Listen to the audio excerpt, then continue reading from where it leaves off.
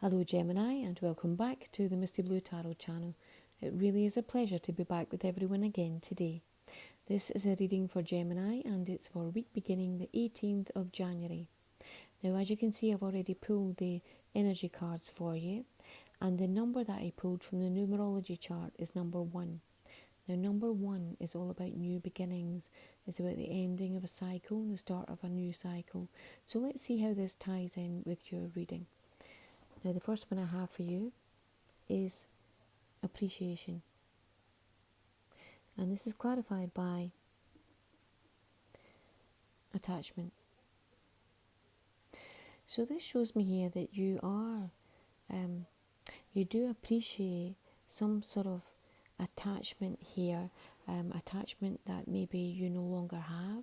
You are very appreciative of the attachment that you had, but it's like it's time to let this go. It's about time to let this attachment go, time to let this energy go. Whatever this is, it's been something that's been part of your life, and it's almost like you've come to this. As I said, it's about new beginnings.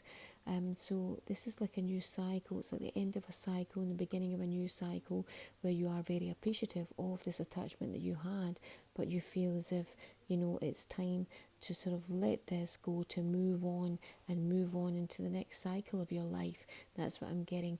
Now, this could also be a habit, some sort of habit that you have, where you feel as if it's time to make changes here.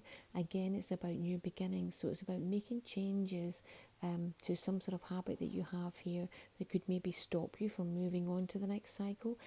So it could be one or the other of these two, but whatever it is, it's about moving on. So letting something go here, or making some sort of change here to allow you to move on to the next cycle. Now the next energy I have is adjacent possibilities, and this is clarified by man holding a heart.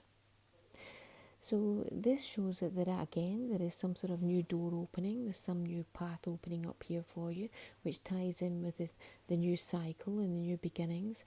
So there is something that's opening up, and with a man holding a heart, this could be you, or it could be a strong male in your vicinity, in your environment. But it shows that this person has a lot of love in their heart, they have a lot of affection, and they may not speak it, they may not say it out loud, but they show it by gestures, and it could be yourself, but it's the love and affection is shown by gestures rather than speaking and saying it. But it is a very strong, supportive, loving energy here, and it's a very positive energy to take forward with whatever this opening up. This could be either one or two doorways here, but whatever it is, it's options that you will take up with this sort of loving energy around you here. Now the next card I have is action, and this is clarified by financial constraints. So it looks like you will be taking some sort of action here towards this, where you have maybe dwindling resources, or you have some sort of constraints.